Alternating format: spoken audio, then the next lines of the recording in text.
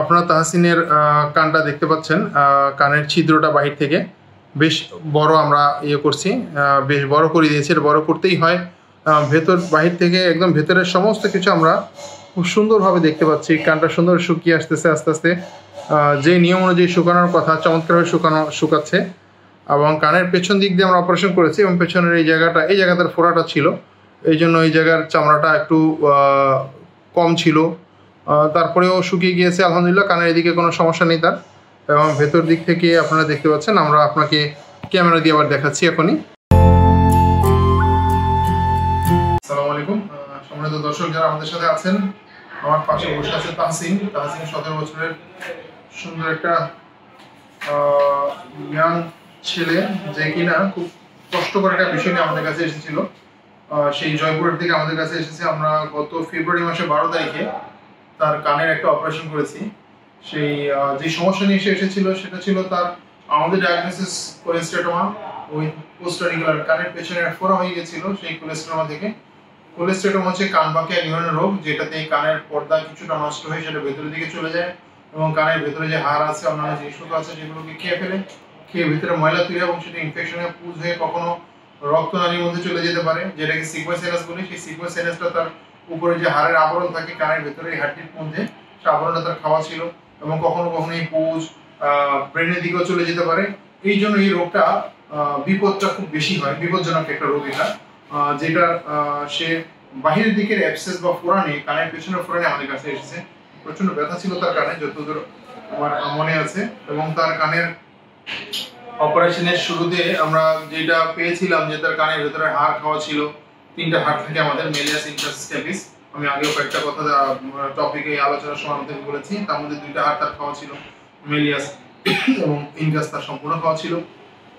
সেখানে পরবর্তীতে আমরা সম্পূর্ণ কানের ভেতরকার যে ডিজিজ সেটাকে সম্পূর্ণ রিমুভ করে আমরা যে অপারেশন তার করেছি সেটা হচ্ছে মডিফাইড রেডিক্যাল মাস্টেক্টমি। এবং এই অপারেশনটার মাঝখানে আমাদের তার অপারেশন ক্ষেত্রে আমাদের সময় লেগেছিল 5 থেকে 6 ঘন্টার মতো, যতদূর আমার মনে আছে 5 থেকে 6 সময় লেগেছিল আমাদের তাহসিন অপারেশন করতে। এবং তার সম্পূর্ণ ডিজিজ রিমুভ করার পরে আমরা সেখানে কানের ভেতরে আমরা বোন ডাস্ট দিয়ে কানের ক্যাভিটিকে অবলিটারেট করে দিয়েছি এবং সেখানে কানের ছিদ্রটা বাহির থেকে যে ছিদ্র থাকে আমাদের, সেই ক্যানালটাকে আমি আপনাদেরকে দেখাবো। বেশ বড় করে দিতে হয় যেন পরবর্তীতে কোনো ধরনের ময়লা কিছু আসলে কানটা সরাসরি বাহির থেকে সেটাকে ক্লিয়ার করা যায়, পরিষ্কার করা যায়। আলহামদুলিল্লাহ এই অপারেশনের পরে সাধারণত 2 থেকে 3 মাসের মতো লাগে সম্পূর্ণ কানটা শুকিয়ে আসতে। আজকে 1 মাস পর তাহসিন আমার কাছে এসেছে সেই জয়পুরের থেকে। আমি আজকে তার কানের অবস্থা যেভাবে তাকে বলা হয়েছিল, সে আলহামদুলিল্লাহ চমৎকারভাবে সেই নিয়মগুলো মেনে চলেছে এবং যার কারণে তার কানটা আজকে খুব সুন্দর অবস্থায় আছে। হিলিং এর যে প্রসেসের মধ্যে মধ্য দিয়ে যাচ্ছে এবং কানটা খুব সুন্দর ড্রাই অবস্থায় আছে। এবং আমরা এখন তাহসিনের কাছ থেকে একটু সংক্ষেপে শুনবো তার অপারেশনের আগের সমস্যা কি ছিল আর অপারেশন করার পরে তার কষ্টগুলো কি হয়েছিল। তাহসিন আমাদেরকে একটু সংক্ষেপে বলো, অপারেশন আগে কি সমস্যা ছিল আর অপারেশন পরে কি কষ্টগুলো হচ্ছিল। অপারেশনের আগে কান গলা ছিল, পুকুরে গোসল করার কারণে কানে পুজ আসছিল, পুজ আসার কারণে এটা প্রতিনিয়ত ব্যথা করার পরে পিছনে একটা ফোড়ার মতো কি জানি বের হয়, ওটা আস্তে আস্তে বড় হয়। তারপরে আপনাদের এখানে পুজে কি গন্ধ হয়? গন্ধ ছিল তখন? হ্যাঁ গন্ধ ছিল, দুর্গন্ধ ছিল। পাশে বসা মানুষ কি সেটা টের পেত? আমি টের পেতাম, আমার মা ওরা বুঝতে পারতো, বাসা সবাই বুঝতে পারতো যে একটা দুর্গন্ধ সমস্যা হচ্ছে। অপারেশনের পরে তোমার কি সমস্যা হয়েছিল বলো? অপারেশনের পরে কি কি কষ্ট হচ্ছিল? অপারেশনের পরে মানে অনেকে তো অপারেশন করতে ভয় পায়, তোমার এত অল্প বয়সে আমরা তো লম্বা সময় অপারেশন করার প্রয়োজন হয়েছে। অপারেশন পরবর্তীতে তোমার সমস্যাগুলো কি হয়েছিল, যাতে মানুষ বাকি যারা আমাদেরকে দেখবে বা শুনবে জানতেছে আমার তোমার আমাদের ভিডিও দেখছেন, তারা যেন সাহস করতে পারে তাদের অপারেশন করার। তোমার কি কষ্ট হচ্ছিল, তুমি কিভাবে সেগুলোকে উত্তরণ মানে সেগুলো একটু পার হলা, কিভাবে সেগুলো সমাধান করলে এটা আমাদের খুব সংক্ষেপে বলো। অপারেশনের পর এই 7 দিন একটু রেস্টে ছিলাম। তারপরে ডাক্তার দেখার পরে বলা হয়েছিল যে ইনফেকশন হয়ে গেছে। তো তারপরে কয়েকদিন ড্রেসিং করতে হয়েছে, ইনজেকশন নেওয়ার পরে ভালো হয়ে গেছে। তারপরে আমরা আচ্ছা, এর ছাড়া এখন খুব বেশি সমস্যা হয় না। এখন কানে শোনার মধ্যে কি তুমি কোনো পরিবর্তন পাও, যে আগে যেমন শুনতে এখন কেমন শোনো? এখন কানে পানি আসে না, পুজ করে কিনা? কানে পুজ এখন আর আসে না, তবে আগে যেমন শুনতাম তার থেকে একটু হলেও ভালো শুনতে পারি আর কি। আচ্ছা আপনাদের ঠিক আছে, আমাদের অতটুকুই টার্গেট। আমরা এখন তাহসিনের কানটা আপনাদেরকে একটু দেখাবো। তাহসিনের কানটা হচ্ছে আমরা ডান কান অপারেশন করেছিলাম।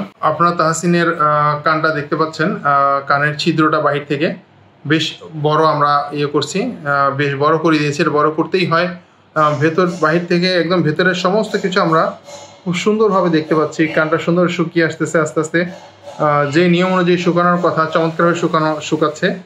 এবং কানের পেছন দিক দিয়ে আমরা অপারেশন করেছি, এবং পেছনের এই জায়গাটার ফোড়াটা ছিল, এই জন্য এই জায়গার চামড়াটা একটু কম ছিল। তারপরেও শুকিয়ে গিয়েছে আলহামদুলিল্লাহ। কানের এদিকে কোনো সমস্যা নেই তার। এবং ভেতর দিক থেকে আপনারা দেখতে পাচ্ছেন, আমরা আপনাকে ক্যামেরা দিয়ে আবার দেখাচ্ছি এখনই।